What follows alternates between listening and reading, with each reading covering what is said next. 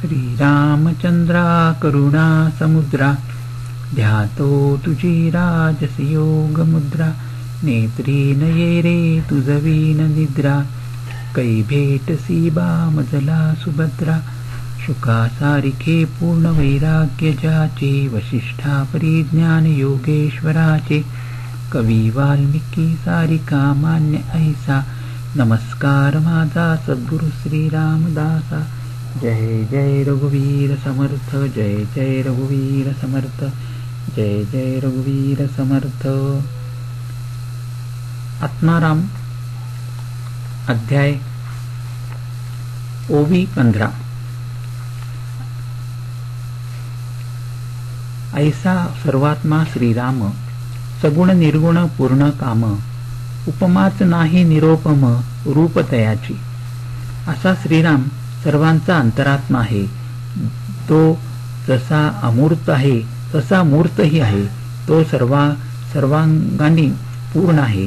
या दृश्य विश्वातील कोणतीच वस्तू त्याच्यासारखी नाही, म्हणून तो अमक्या वस्तूसारखा आहे असे सांगता येत नाही। अनुभवांच्या दृष्टीने संत 3 अवस्था अथवा पायऱ्या मानतात। पहिली पायरी अज्ञानाची। अज्ञानाच्या अवस्थेत मी देह आहे ही भावना असते। या भावनेमुळे इंद्रिय गोचर दृश्य तेवढेच सारे खरे असे वाटते। अज्ञानामध्ये जागेपण, स्वप्न आणि गाढ झोप आलटून पालटून येतात। दुसरी पायरी ज्ञानाची, हिला तुरिया म्हणतात। या अवस्थेमध्ये मी आत्मा आहे, मी श्रीरामच आहे ही भावना असते। या भावनेमुळे अतींद्रिय आत्मस्वरूप अथवा हृदयस्थ स्वस्वरूप तेवढेच खरे आणि सारे दृश्य मिथ्या आहे असे वाटते। तुरियेमध्ये आत्मा आणि अनात्मा दोन्हींचे भान असते। फरक इतकाच असतो की आत्म्याचे भान सत्यपणाने असते तर दृश्य विश्वाचे भान मिथ्यापणाने असते। तिसरी पायरी ज्ञान व अज्ञान या दोन्ही परमात्मा स्वरूपात गिरल्याची असते। ही तुर्यातीत अवस्था होय। या अवस्थेमध्ये अतींद्रिय म्हणजे अमूर्त व निर्गुण आणि इंद्रिय गोचर म्हणजे मूर्त व सगुण दोन्ही परमात्म्याचीच रूपे आहेत अशी भावना असते। ती सर्वांगाने पूर्ण असल्याने कोणतीही वासना त्याला स्पर्श करू शकत नाही।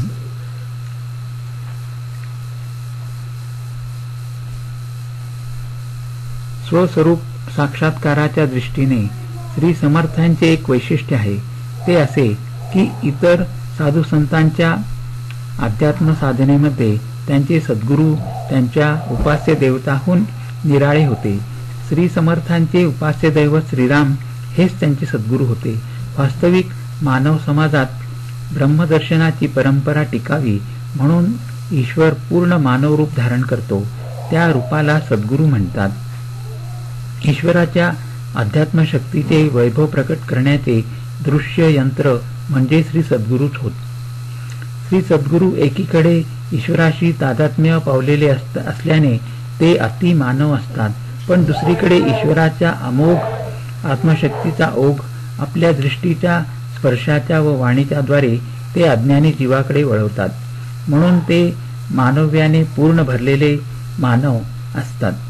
जीवांना स्वानंदानुमुख करून त्यांना ईश्वराचे सानिध्य अनुभवास आणून देणे हे श्री सद्गुरूंचे प्रधान कार्य असते। श्री सद्गुरू म्हणजे साकार ईश्वर। आपण जेथे राहतो तेथे ते सत्शिष्याला घेऊन जातात। ते सर्व खरे, पण ज्यांच्या अध्यात्म जीवनात प्रत्यक्ष ईश्वरपणा तसाच ठेवून सद्गुरू होतो त्यांचे पारमार्थिक ऐश्वर्य काही औरच असते। श्रीरामांचे वास्तविक स्वरूप अमूर्त व अतींद्रिय आहे। आपण मूर्त व दृश्य वस्तूंच्या विश्वामध्ये वावरतो, म्हणून आपल्याला अमूर्ताची कल्पना देण्यासाठी उपमा व दृष्टांत यांचा वापर करतात। पण उपमा काय किंवा दृष्टांत काय, दोन्हींना भाषेच्या मर्यादा पडतात। श्रीरामांचे स्वरूप अमूर्त, असीम व अनंत असल्याने तेथपर्यंत तर्काची कल्पनाच भाषेची म्हणजे उपमा दृष्टांताची मजल जाऊ शकत नाही। ज्याला त्या स्वरूपाचा साक्षात अनुभव येतो त्याला ते आहे या पलीकडे त्याविषयी अधिक सांगता येत नाही। म्हणूनच ते निरुपम आहे. श्रीराम त्याच्या सारखाच आहे इतके सांगून गप्प बसावे लागते. एकमेव अद्वितीय या शब्दांचा अर्थ हाच समजावा. संत श्रोत्यांना वंदन. ओवी 16. आता वंदिन संत सज्जन श्रोते, जे कृपाळू भावाचे भोगते, माझी वचने प्राकृते, सांगेन तयापासी. अर्थाचे रसिक आणि दयावंत असे संत व सज्जन श्रोते, त्यांना मी आता वंदन करतो. माझे साधे मराठी बोलणे मी त्यांच्यापुढे मांडतो आहे, असे श्री रामदास म्हणतात. अध्यात्मावरील ग्रंथ आणि लौकिक विषयावरील ग्रंथ यामध्ये मूलभूत फरक आहे. लौकिक विषयांवर ग्रंथ लिहिणाऱ्यांची व्यक्ती म्हणून योग्यता काय हे पाहण्याचे प्रयोजन नसते. त्याने विषय बरोबर मांडला आहे किंवा नाही इतकेच पाहायचे असते. परंतु अध्यात्मावरील ग्रंथ लिहिणाऱ्या व्यक्तींची आध्यात्मिक योग्यता काय आहे हे आधी पाहावे लागते. आध्यात्मिक अधिकार पाहण्याचे हे काम संत करतात. ज्या आध्यात्मिक ग्रंथामध्ये ग्रंथकाराचा स्वरूपानुभव प्रकटपणे दिसतो त्या ग्रंथाला संत मानतात. असा ग्रंथ कोणत्या भाषेमध्ये लिहिला आहे याला महत्त्व नसते. स्वतःच संत असलेले श्री समर्थ संतांना वंदन करतात. आता ओवी क्रमांक 17. तयांचे वर्णावे स्वरूप, तरी ते स्वरूपाचेनी बाप, जे वेदांसी सांगवेना रूप, ते जयाचेनी प्रकटे. ते संत कसे आहेत हे सांगणे सोपे नाही, कारण ते आत्मस्वरूपाहून देखील थोर आहेत. श्रुतीला आत्मस्वरूपाचे वर्णन करता येईना. ते वर्णनाच्या अतीत असणारे आत्मस्वरूप संत प्रत्ययाला आणून देतात. इंद्रिय गोचर दृश्य विश्वाचा भाग म्हणून भाषा निर्माण झाली. अर्थात दृश्य वस्तू आणि दृश्य जगाचे अनुभव वर्णन करण्यात भाषा पटाईत असते. परंतु अदृश्य आत्मस्वरूप सर्वस्वी अतींद्रिय आहे. भाषा तेथे पोहोचू शकत नाही. ते स्वरूप भाषेच्या कक्षेमध्ये येऊ शकत नाही. म्हणून श्रुतीला देखील त्यांचे वर्णन करता येईना. हे खरे असले तरी संतांचे सामर्थ्य काही निराळेच असते. संत देहाने त्या दृश्य जगात राहतात. त्यांच्या जीवनातून ते अतींद्रिय आत्मस्वरूप दृश्य जगात प्रत्ययास येते. अर्थात त्या आत्मस्वरूपाहून सुद्धा ते थोर असतात. त्यांचे स्वरूप शब्दांमध्ये वर्णन करणे कसे शक्य आहे. आता विषय प्रवेश. ओवी क्रमांक 18. आता शिष्या सावधान, ऐक सांगतो गुह्य ज्ञान, जेणे तुझे समाधान अंगी बाणे.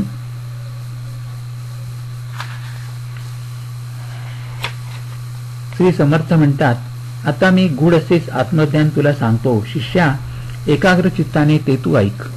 त्या ज्ञानाने तुझ्या अंगी समाधान स्थिरावेल. आत्म्याची अनुभूती आत्म्याचे ज्ञान करून देते. आत्मा जसा अतींद्रिय आहे तसेच त्याचे ज्ञान देखील अतींद्रिय असते. ते इंद्रिय गोचर नसते. जे दृश्य असते ते लपलेले असल्याने, जे दृश्य नसते ते लपलेले असल्याने गुप्त व गूढ असते. अतींद्रिय दृष्टी संपन्न संतांना अतींद्रिय आत्मज्ञानाच्या क्षेत्रामध्ये संचार करता येतो. ते गुप्त व गूढ ज्ञान ते शब्दांच्या द्वारा आपल्यापर्यंत पोहोचू शकतात. संतांचे खरे कार्य हेच होय. आपल्यापर्यंत पोहोचवलेले आत्म्याचे ज्ञान ग्रहण व धारण करण्यास चित्त एकाग्र व्हावे लागते. एकाग्र मनाने आत्मज्ञान ग्रहण करून ते अंतःकरणामध्ये स्थिर झाले म्हणजे समाधानाचा अनुभव येऊ लागतो. पूर्ण समाधान हीच अध्यात्मातील अखेरची अवस्था होय. ओवी 19. तुवा आशंका नाही घेतली, परंतु मज तुझी चिंता लागली, का जे तुझी भ्रांती फिटली नाहीच अद्यापी. समर्थ पुढे म्हणतात, तुला काही शंका आली आहे असे नाही, पण मला तुझी काळजी लागली आहे. तुझा भ्रम अजून नाहीसा झालेला नाही हे त्याचे कारण होय. भ्रम म्हणजे मिथ्या ज्ञान. हा अज्ञानाचा परिणाम असतो. आपण अज्ञानी आहोत याची जाणीव नसणे व अज्ञानीपणात निवांत जगणे ही दोन्ही अज्ञानाचीच लक्षणे आहेत. ज्ञानी संतांना अज्ञानी शिष्याची ही अवस्था पाहवत नाही. म्हणून संत आपणहून शिष्याचे अज्ञान घालविण्याचा प्रयत्न करतात. जीवनातील सर्व दुःखांचे मूळ अज्ञान आहे. ते आहे तोपर्यंत शिष्याला अनेक दुःखे भोगावी लागणार हे उघड दिसते. म्हणून अज्ञानात स्वस्थपणे जगणाऱ्या माणसांची संतांना चिंता लागलेली असते. ओवी क्रमांक 20. दासबोधीचे समासी निर्मूळ केले मीपणासी तया निरूपणेही वृत्तीसी पालट दिसेना. दासबोधाच्या समासामध्ये मीपणाचा समूळ उच्छेद केला आहे. त्या विवेचनाने सुद्धा तुझ्या वृत्तीमध्ये काही बदल झालेला दिसत नाही. श्री समर्थांनी येथे 21 समासी जुन्या दासबोधाच्या 13व्या समासाचा संदर्भ दिला आहे. संत जेव्हा मीपणा हा शब्द वापरतात तेव्हा शांतपणा, परिच्छिन्नपणा किंवा देहबुद्धी असा त्याचा अर्थ असतो.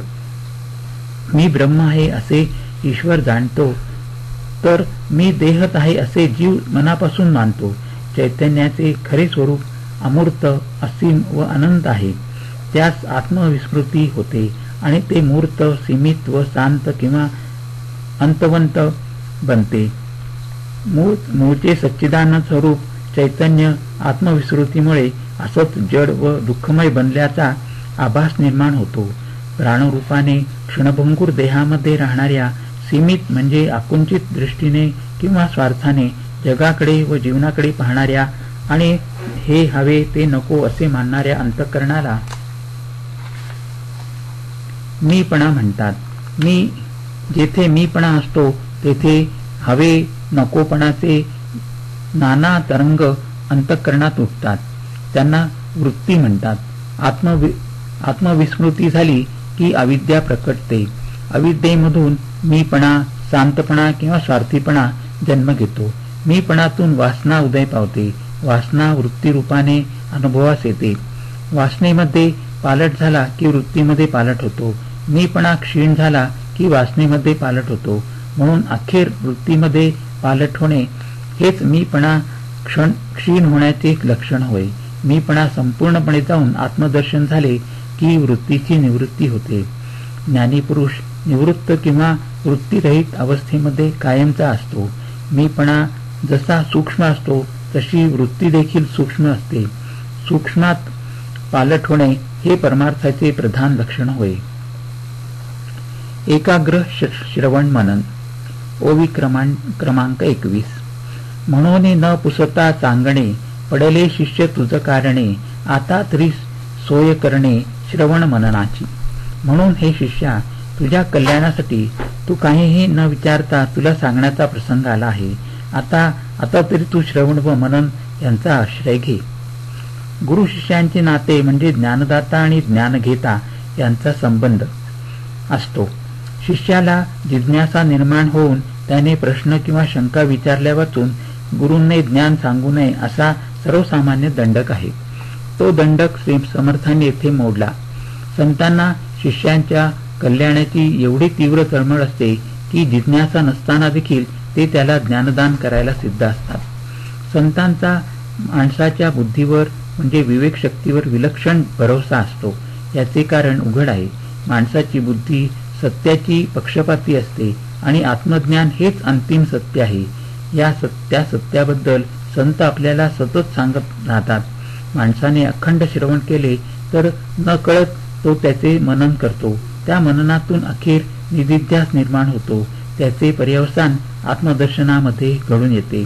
यासाठी श्रवण मननाच्या मागे लागावे असा श्री समर्थांचा आग्रह आहे. ओवी क्रमांक 22. चातक पक्षी वरीचा वरी चंचू पसरुनी थेंबुटा धरी जीवन सकळ ही अभेरी भूमंडळीचे. चातक पक्षी पृथ्वीवरील सारे पाणी बाजूला सोडतो आणि पावसाचा लहानसा थेंब देखील चोच पसरून वरच्यावर तोंडामध्ये घेतो. ज्ञानाने माणसाच्या अंतरंगात विकास घडून येतो. ते ज्ञान शब्दाद्वारा कानामधून मनात शिरते. आपण जे ऐकतो ते अगदी लक्षपूर्वक ऐकले तरच आपल्या मनावर व बुद्धीवर त्याचा खोल परिणाम होतो. अध्यात्मामध्ये सद्गुरूंकडून जे श्रवण करायचे ते तन्मयतेने व उत्कटतेने केलेले असावे. म्हणून श्री समर्थ चातक पक्षाचे उदाहरण देतात. ते असे सांगतात की चातक कितीही तहानलेला असला तरी तो जमिनीवरील पाणी पित नाही. आकाशाकडे तोंड करून आपली चोच तो पसरून ठेवतो. वरून पडणारे पावसाचे थेंब तो वरचेवर आपल्या चोंचीत घेतो. आकाशातून पडणारा पावसाचा थेंब खाली पडू नये म्हणून चातक अतिशय एकाग्र होऊन वर नजर लावत असतो.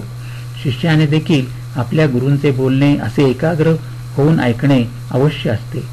एकाग्र मनाने केलेले श्रवण अध्यात्मामध्ये साधन म्हणून शिष्याला उपयोगी पडते. आता ओवी क्रमांक 23. तैसा शब्द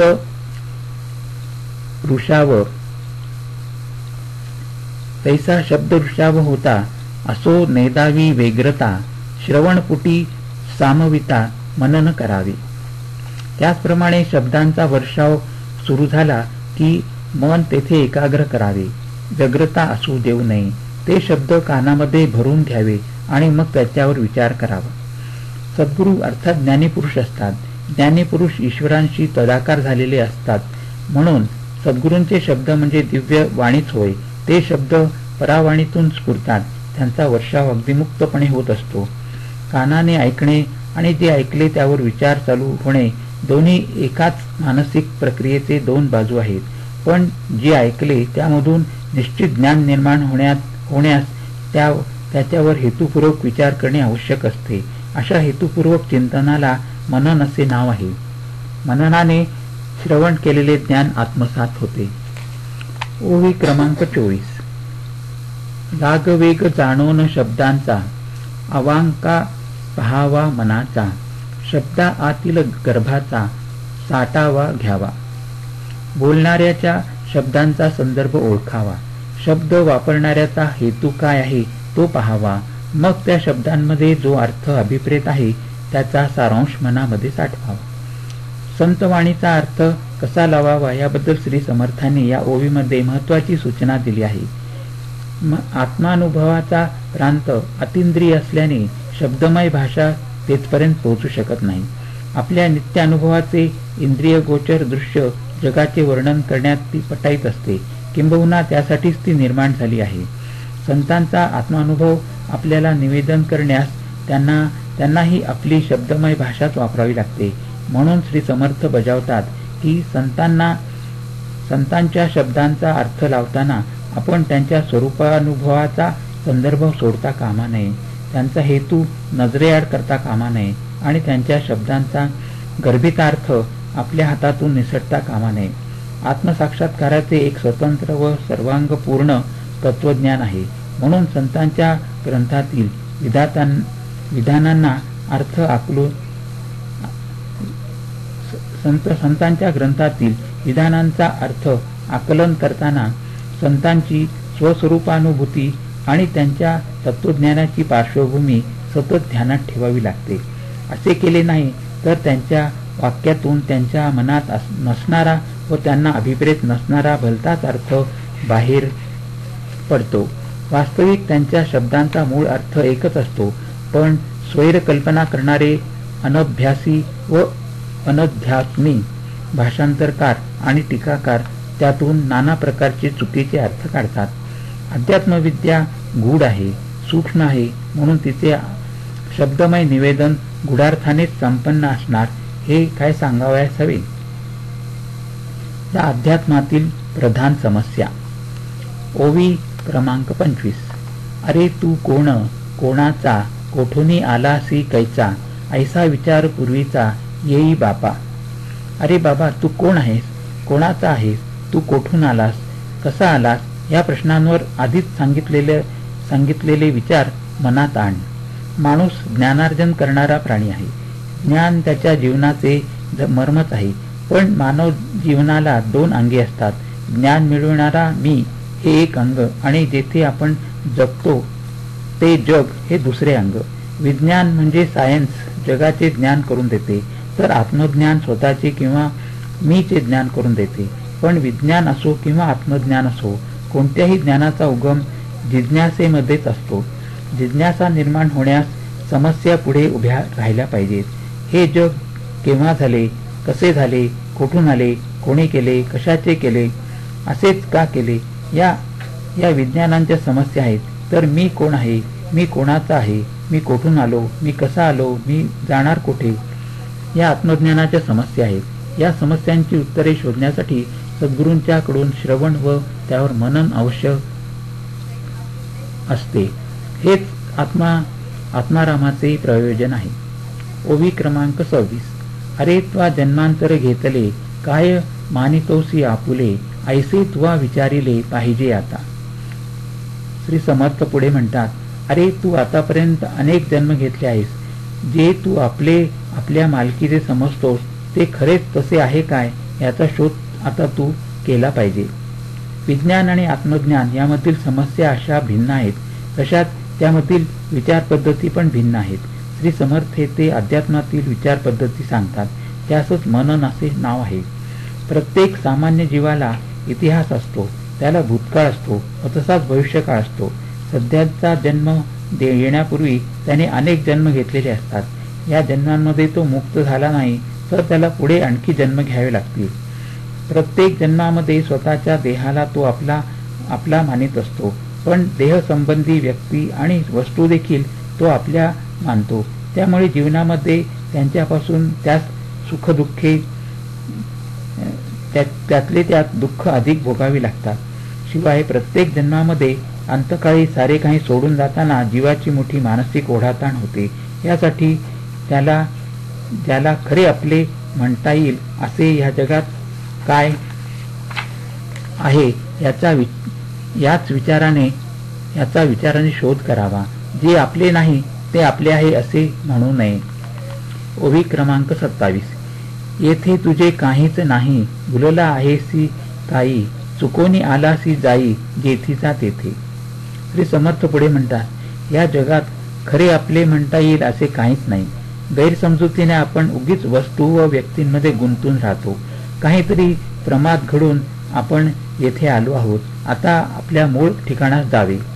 या जगामध्ये आपल्या मालकीचे खरे काहीच नाही. जीव अविवेकाने ते माझे माझे मानतो, पण मोहाने त्यामध्ये गुंतून जातो. वास्तविक जीवाचे मूलस्थान निराळेच आहे. त्याची विस्मृती झाल्याने तो चुकून जगात येतो आणि जातो. ओवी क्रमांक 28. तू समर्थाचे लेकरू, अभिमाने घेतला संसारू, अभिमान टाकिता पैलपारू, पावशील बापा. खरे म्हणजे जीव हा सर्वशक्तिमान ईश्वराचे मूल आहे, पण अहंकार धारण केल्याने तो संसाराच्या चक्रामध्ये अडकला. त्याने जर अहंकार टाकला तर संसाराच्या चक्रातून तो बाहेर पडेल. या विश्वरचनेमध्ये एकीकडे अमूर्त, असीम व अनंत ईश्वर आहे, तर दुसरीकडे मूर्त, सीमित व शांत जीव आहे. ईश्वर चिन्मय आहे, केवळ स्फुरण रूप आहे. तेच चिन्मय स्फुरण मीपणाने किंवा अभिमानाने सीमित व शांत होऊन भासते. त्याला जीव म्हणतात. काल त्या ईश्वराच्या स्वाधीन असतो, तर जीव कालाच्या अधीन असतो. जीव म्हणजे कालप्रवाहामध्ये पराधीनपणे वाहणारे ईश्वराचे शांत रूप होय. म्हणून जीवाला ईश्वराचे मूल म्हटले आहे. अहंकार अनंताला शांत बनवितो. कालातीताला तोच कालाधीन करतो. परंतु म्हणून अहंकार नाहीसा झाला की जीवावरील कालाचे स्वामित्व आपोआप संपते. ओवी क्रमांक 29. ईश्वरापासून जालासी, परी तू दयासी चुकलासी, म्हणून हे दुःख भोगीसी, वेगळेपणे उत्कट. श्री समर्थ पुढे म्हणतात, खरे म्हणजे जीव ईश्वरापासूनच निर्माण झाला आहे, पण ईश्वराला तो विसरला. ईश्वराच्या विस्मृतीमुळे जीवाला वेगळेपण, दुजेपण आले. त्या वेगळेपणामुळे जीवाला जीवनात तीव्र दुःख भोगावे लागते आहे. प्रत्येक माणसाला जीवनामध्ये सुखाचा व दुःखांचा अनुभव येत असतो. त्यात मौज अशी की कधी नाहीसे होणार नाही असे सुख त्याला हवे असते, पण ते काही मिळत नाही. त्याला दुःख अगदी नको असते, कधी दुःख भोगायला लागणार नाही अशी स्थिती त्यास हवी असते, पण तीही काही मिळत नाही. नित्य सुखस्थिती आणि नित्य दुःख निवृत्ती मनापासून हवी असून सुद्धा जीवाला ती मिळत नाही. सर्व जीव त्याची इच्छा करतात, म्हणून तशी अवस्था असली पाहिजे. तिच्यासाठी धडपड करून जीवाला ती प्राप्त होत नाही, याचा अर्थ असा की जीवाचा मार्ग चुकला आहे. श्री समर्थांचे अर्थात सर्व संतांचेच निश्चित असे मत आहे की जीव ईश्वराला किंवा आपल्या मूळ स्थानाला विसरला हे त्याच्या दुःखाचे प्रधान कारण आहे. विस्मृतीमुळे जीव ईश्वराहून वेगळेपणाने राहू लागला. वेगळेपणाने त्यास सीमितपणा किंवा शांतपणा आला. त्या शांतपणामध्ये साऱ्या दुःखाचे बीज आहे. अहंकार हा शांतपणाचे, वेगळेपणाचे दृश्य रूप आहे. तोच सुटला की वेगळेपणा मिटतो. जीव पुन्हा चिन्मय ईश्वराशी तादात्म्य पावतो व आनंद स्वरूप होतो. नाशवंताचे समर्पण. ओवी क्रमांक 30. त्यागीसी सकळ वैभवाला आणि विश्वाससी माझिया बोला, तरी मी घालीन रे तुझला जेथीला तेथे. शिष्याने प्रथम स्वतःच्या साऱ्या प्रापंचिक ऐश्वर्याचा त्याग करावा. स्वामींचे बोलणे खरे मानावे. मग स्वामी हमी देतात की मी तुला मूळ स्थानापर्यंत नेऊन पोचवीन. व्यावहारिक जीवनात एखादे ध्येय सिद्ध करण्यासाठी काही गुण लागतात. त्याचप्रमाणे अध्यात्म जीवनात ईश्वर दर्शन अथवा आत्मज्ञान होण्यास त्याग आणि श्रद्धा यांची आवश्यकता असते. ईश्वर अत्यंत सूक्ष्म व पवित्र आहे. आपले अंतःकरण त्याच्यापर्यंत पोचण्यास तसेच सूक्ष्म व पवित्र झाले पाहिजे. प्रपंचामधील सत्ता, संपत्ती, संतती यांच्यापासून मागे फिरले पाहिजे. त्यांच्यापासून मागे फिरलेले अंतःकरण असे बनते. ईश्वराचे दर्शन हा अज्ञात प्रांत आहे. आपल्याला त्याबद्दल काहीच माहिती नाही.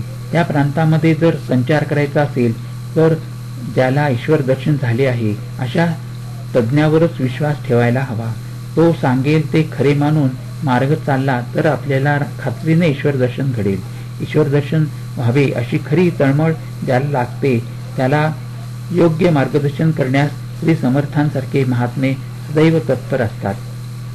ओवी क्रमांक 31. तुझे अढळपद गेले, तुझ मायेने वेढा लाविले, ते जरी तुझे दिधले तरी मज काय देसी. श्री समर्थ पुढे म्हणतात, जीवाने आपले निश्चल व शाश्वत स्थान गमावले आहे. मायेने त्याला फसवून गुंतविले आहे. श्री समर्थ विनोदाने त्यास म्हणतात की तुझे अविनाशी स्थान तुला परत मिळवून दिले तर तू मला काय देशील. मूळ ईश्वर स्वरूप असलेला जीव मायेच्या तडाख्यात सापडल्याने दृश्य वस्तूमागे मनाने गुंतून गेला.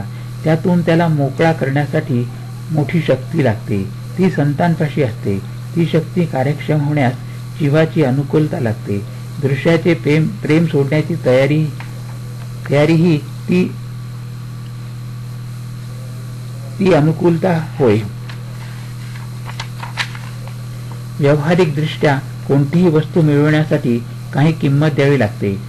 स्वस्वरूपाचे ज्ञान प्राप्त करून घ्यायचे असेल तर दृश्याचा त्याग ही किंमत द्यावी लागते.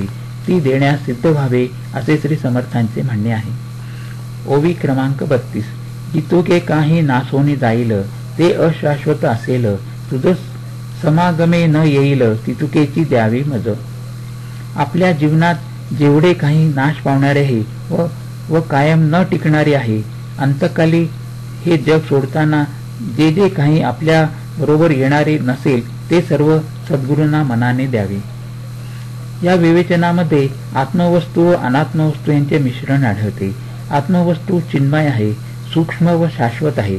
अनात्मवस्तू जड असतात, स्थूल व अशाश्वत असतात. आत्मा अनात्मा विवेकाने अनात्मवस्तू बाजूला सारल्या तरच आपल्या मनाला आत्मवस्तूंचे चिंतन करून तिचे दर्शन घेण्याची खरी पात्रता लाभते. म्हणून ज्या अनात्मवस्तूंवर आपले मन अडकले आहे त्या वस्तू सद्गुरूंच्या ताब्यात द्यावा असे श्री समर्थ सुचवितात. ओवी क्रमांक 33. मजही ते काय करावे, परी तुझ पासून टाकवावे, तुवा टाकिले तरी न्यावे, तुझ समागमे. शिष्याच्या अशाश्वत वस्तू गुरुला हव्या असतात तसे मुळीच नाही. शिष्याबद्दल त्यांचा त्याग घडावा हाच गुरूंचा उद्देश असतो. शिष्याने जर त्यांचा त्याग केला तर गुरु त्याला आपल्या बरोबर ईश्वरापर्यंत घेऊन जातो. समजा आपल्याला पांडुरंगाच्या दर्शनाला जायचे आहे पण आपल्याला मार्ग माहीत नाही. जो पंढरपूरला जाऊन आला आहे त्याच्याबरोबर आपण प्रवास करतो आणि पंढरपूरला जाऊन देवाचे दर्शन घेतो. त्याचप्रमाणे शिष्याला हृदयातील ईश्वराचे दर्शन घ्यायचे असते. हा प्रवास अंतरंगातील असतो. त्यामध्ये देहबुद्धीतून आत्मबुद्धीत शिरायचे असते. शिष्य स्थूलातून अधिकाधिक सूक्ष्मात प्रवेश करतो.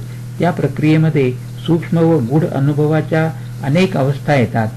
संत व सद्गुरू स्वतः त्या अवस्थेतून गेलेले असल्याने त्यांना शिष्याला बरोबर मार्गदर्शन करता येते.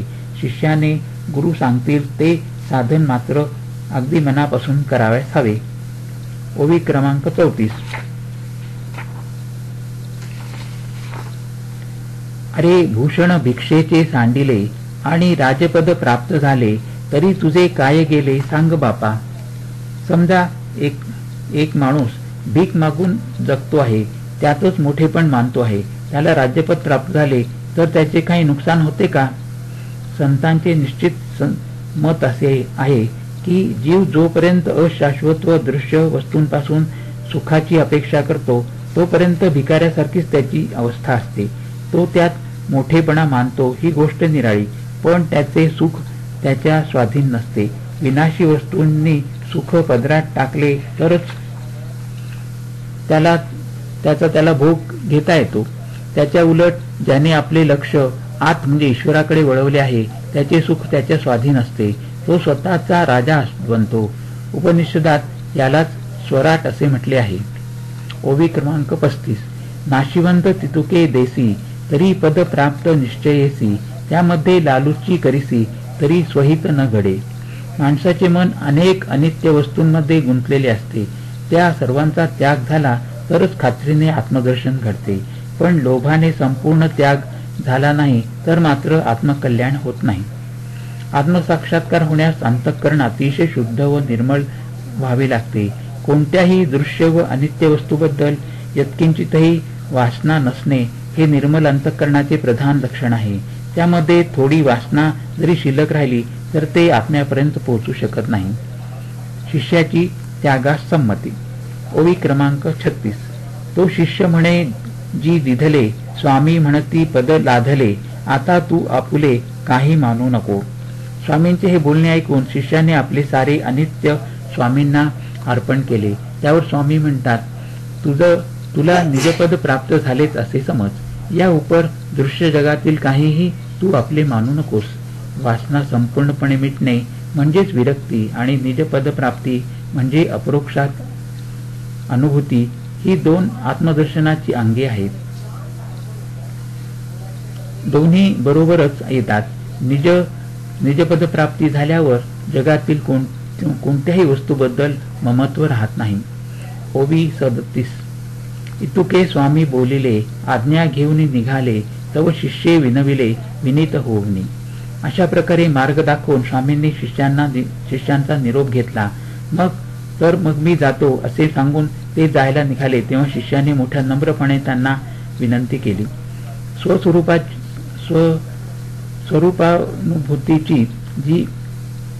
स्वरूप अनुभूतीची जी साधना असते तिच्या दृष्टीने स्वामी जायला निघाले.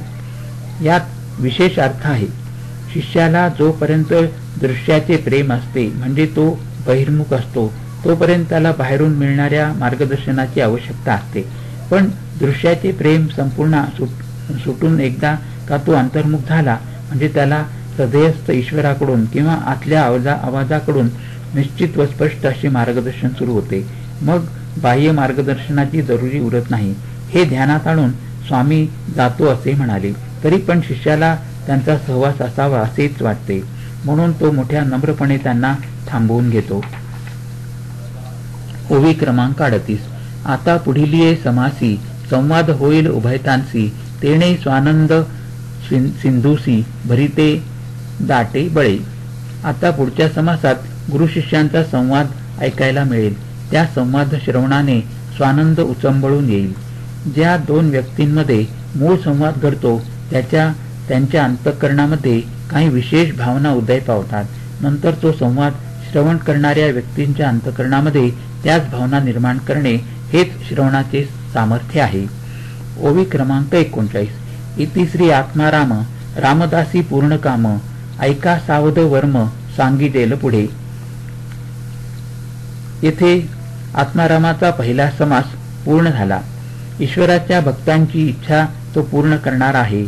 आता यानंतर रहस्य सांगणार आहे, ते तुम्ही अगदी लक्षपूर्वक ऐकावे.